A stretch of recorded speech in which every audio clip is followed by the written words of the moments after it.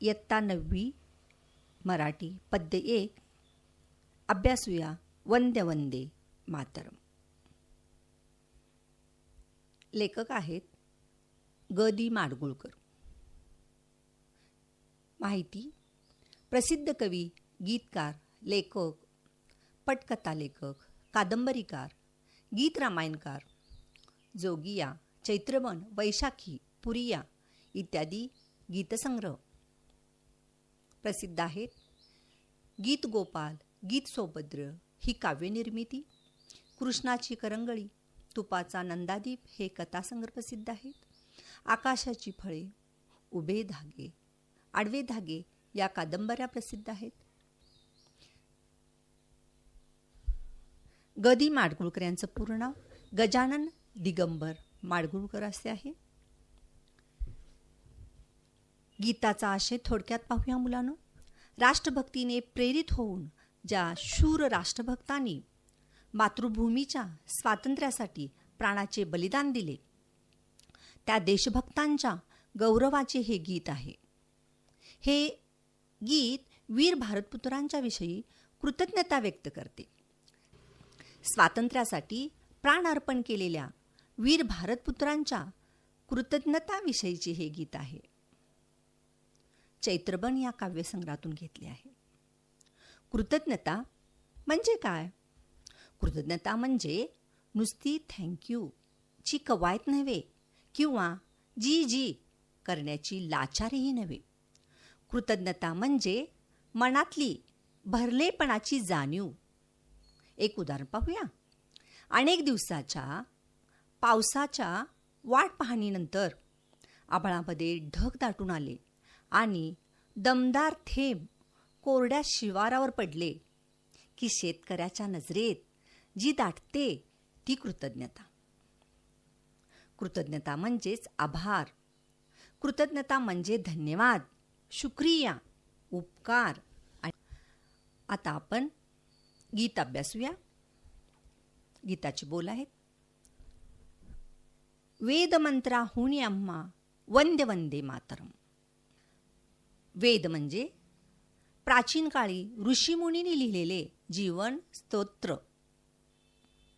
वंदे म्हणजे आदरणीय, वंदनीय. वंदे म्हणजे नमस्कार आणि मातरम म्हणजे मातृभूमी. अर्थ असा आहे, प्राचीन काळातील ऋषीमुनींनी लिहिलेल्या वेदांच्या मंत्रापेक्षाही वंदे मातरम हा जयघोष आम्हा भारतीयांना वंदनीय आहे, आदरणीय आहे. राष्ट्रप्रेमाने भारताच्या स्वातंत्र्यासाठी प्राणार्पण करणाऱ्या राष्ट्रभक्तांच्या बद्दल कृतज्ञता व्यक्त करताना पुढे कवी म्हणतात, माऊलीच्या मुक्ततेचा यज्ञ झाला भारती, त्यात लाखो वीर देती जीवितांच्या आहुती. आहुतीने सिद्ध केला मंत्र वंदे मातरम. अर्थ असा आहे, मुक्तता म्हणजे सुटका, यज्ञ म्हणजे अग्निकुंड, पण इथे आपण अर्थ घेऊया स्वातंत्र्य संग्राम. भारती म्हणजे भारतात, आहुती म्हणजे प्राण अर्पण करणे, सिद्ध केला म्हणजे तयार केला, मंत्र म्हणजे घोषवाक्य किंवा श्लोक.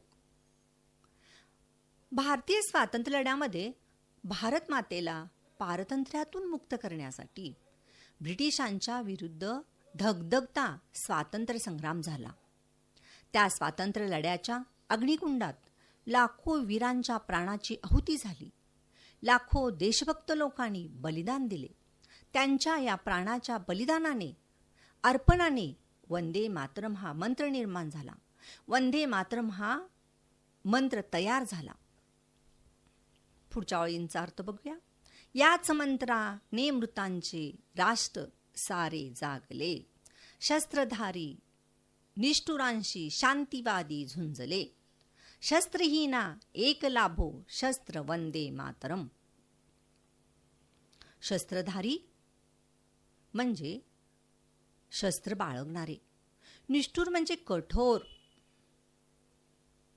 शांतीवादी म्हणजे शांतता रुजवणारे लोक, झुंजले म्हणजे लढले, शस्त्रहीना म्हणजे ज्यांच्या प्रती शस्त्र नाही, ज्यांच्या हाती शस्त्र नाही असे.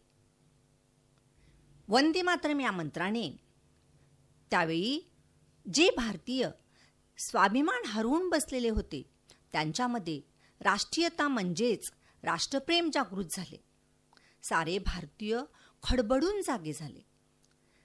कायम शांतीचा पुरस्कार करणारे भारतीय लोक संगीनधारी, संगीन म्हणजे बंदूक, संगीनधारी सशस्त्र क्रूर इंग्रजी जुलमी सत्ताधाऱ्यांशी रडले आणि या झुंजीमध्ये निशस्त्र असणाऱ्या भारतीयांना वंदे मातरम हा एकच महामंत्र शस्त्रासारखा लाभला होता.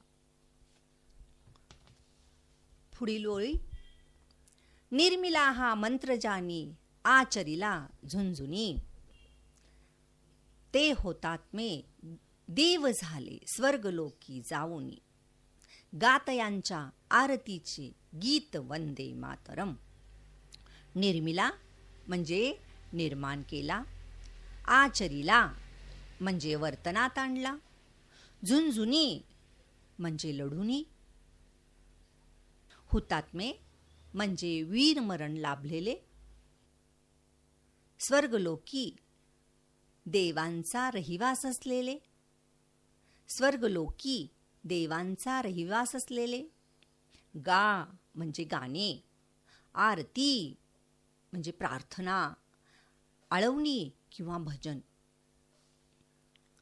भारतीय स्वातंत्र्याच्या लढ्यामध्ये देशभक्तांनी वंदे मातरम हा मंत्र निर्माण केला व तोच वर्तनात आणून परकीय सत्तेशी झुंज दिली.